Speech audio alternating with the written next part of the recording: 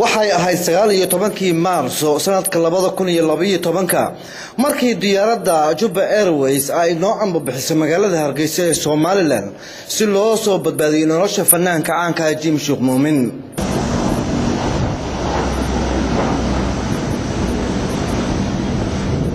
markii haddaba aan gaarnay Hargeysa waxaa si diiran noo soo dhaweeyay xarunta telefishinka Royal ee magaalada Hargeysa 16 December on xamar tagay waxaan u tagay ujeedada ahayd nin musician oo fanaan ah oo dil lagu xukumay oo si kama ku dilay nin reer Hargeysa inaan reerkiisa la xaajooday oo aan magtiisa mataqaana inaan u soo ururiyo wixii Ilaahay ii soo dhiibaan soo ururiyay haddana waxaan diyaar u Hargeysa maanta u imid inaan ninka magtiisa aan bixino kabacdina xabsiga ka soo saarno sidaan ku heshiinay dadkii uu ka dhintay maalmo kadib waxaan u boqolnaa xabsiga Mandheera oo 90 kiiloomitir waqooyi bari ka xiga magaalada Hargeysa ee Somaliland. xabsigan iminka aan joogo waxaa la yiraahdaa xabsiga Mandheera waxaan uu waqooyi bari ka xiga magaalada Hargeysa qiyaastii masaafadan 90 kiiloomitir iyadoo la dhisay 1943 xabsigan waxaa ku xiran maxaabiis fara badan gaar ahaan kuwa dilalka waaweyn waxaana ka mid ah fanaanka caanka ah Jim Sheikh Muumin oo muddooyinkii ugu dambeeyay ama 4 sano ugu dambeysay ku xirnaa xabsigan. telefishinka caalamiga ah Royal ayaa booqday Jim Sheikh Muumin sanado badan kadib waxaan indhaha saaray fanaanka caanka ah Jim Sheikh Muumin oo xilligaasi ahaa maxbuus. wallahi waa caafimaad qaba maxbuusnimada iyo xornimada oo laga qaaday maxana sidoo kale aad baa caafimaad qaba. kadib waxaa dhacay kulan aan la qaadanay reerkii inanka geeriyooday uu ka dhashay waxaanay hoosta ka xariiqeen inay cafiyeen fanaanka. haddana waan cafiyaa waxa weeyaan aniga saasay ka dhamatay. nabadoonka beeshaasi ayaa xusay in mar waliba ay ka goonayd cafinta iyo saamaxa fanaanka isagoo xusay khidmada diyada ay gudoomeen. waxa la kala qaatay diyo badan lama kala qaadan badi waan uga tagnay waxay noo keeneen 15,000 oo dollar iyo laba ay yiraahdeen way dambeeyaan 17 ayay noo sheegeen 15 waan qaadno wayna siiyeen labana way dambaysaa oo 5 bilood baan ku bixinaynaa bay nagu yiraahdeen qolada lacagta noo keentay oo ninka cilmi la yiraahdo ku jiro ka odeeha. heshiiskaasi kadib waxaan afka saarnay xarunta xabsiga Mandheera waxaanay ahayd maalin taariikhi ah. goobta siideynta waa xaadir ku ah fanaaniin iyo asxaab kala duwan. بسم الله الرحمن الرحيم horta ilaahay baan mahad iska leh kulantida maanta halkan isku keenay iyo munaasabada wanaagsan dareenkaygu mid la qiyaasi karo ma aha waxa weeyaan qof kasta oo Soomaaliyeed iyo qof kasta oo fanaana dareenkiisu maanta ilaahay baa qalbigayga arkaya waxa weeyaan mid aad iyo aad u sareeya hadalkii odayaashayadii baa wada yiri oo dhameeyay waxaan u mahad celinayaa TV-gan Royal ee barnaamijka ilaa halka ilaa Muqdisho ilaa London arrimihiisa waday mahad baan u naqaynaa intii ka hawl qaadatay oo dhan mahad baan u naqaynaa. waxa aan imaka halkan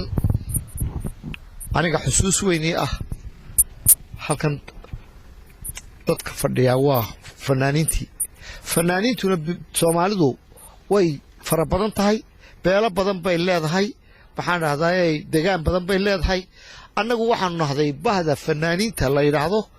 isku beel baan isku deegaan baan sidaa daraadeed walaalkayo oo dadkuna deeshil wuu galaa waxna waa dhacaan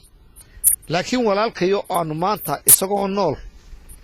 aanu isaragnay waxa laga yaabaa dhowr iyo 20 sanadood baan isarag Jim Sheikh Muumin waxaan ilaahay ugu mahadnaqayaa imaka intana wada walaalidiisiya oo aan fanaankayagiyo nabad qabaan u nimi cid loo mahadnaqo waa ilaahay baa mahad iska leh mar labaad qoyskii oo qatashan nagaga dhacday baale mar saddexaad ragga u soo halgamay oo hawshan haday Royal TV tahay yaday cilmi tahay yaday Cabdiluux tahay ayaa iska leh iyo intii ka qayb qaadato dhan. Jim Sheikh Muumin maalintuu Hargeysa yimid habeenkeedii gurigaygu yimid 2-3 habeen ka bacdina qatashana ku dhacday ilaa maalintaas ma fadhiisan xudeediyo nooga yimid London waxaanu qabanay looyar waxa weeye qof kasta oo arrinka wax ka ogaaba ama ha yaraysta ama ha badsado uu ordaayay habeena kama naanasan maalina kama naanasan ilaahay baa qalbiga ku aan kood baan furnay $100 baan ku riday koodka waxa furtay Sahra Axmed $100 wax lagu soo dara maanan arag dareenkayga guud waa iska caadi meeshan waa markii saddexaad oo markii afraad oo imaanayo weeye jim isku meel aan ku soo kornay laakiin asigay ma aqoonsan maalintan u imid haddana waxa keenay xaaladda keenaysa taa marka laga soo gudbo wixii warahay odayaashii iga horreeyay baa yiri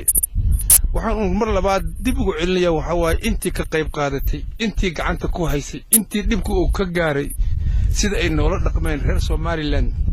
waa ugu mahad celinayaa sida runta ah aad iyo aad si sharaf leh oo aan waqti nooga lumin oo odagu maxamed aadan dacar ugu weyn yahay shalay badbaadadii ka dhacday xagga maxkamadda aad iyo aad ugu mahad celinayna qablaha walaalahayna oo na soo garab galay oo iyagu aan fanaaniintu de malaha Somaliland iyo Soomaaliya kala malaha waa dhexda raac waay ayagu nimanka dhexda raac ayaan mataqaana aad iyo aad ugu mahad celinayna soo dhaweynta la soo dhaweeyay waxaan u mahad celinayaa si gaar ah taliyaha ciidanka asluubta waxaan si gaar ah kala ugu mahad celinayaa taliyaha xabsiga sida bini'aadanimada maanta oo ku beegan tahay 2 Abriil sanadka 2012 waxaa soo gabagaboobay dhowr sano oo xarig ah oo ku xidhnaa xabsiga Mandheera ee halkan iminka aynu joogno fanaanka caanka ah Jim Sheekh Muumin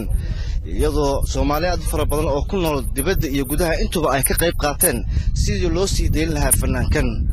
kadib waxaan dib ugu soo laabanay magaalada Hargeysa iyadoo maalmo kadibna aan uga soo duulnay magaalada Muqdisho xarunta dalka Soomaaliya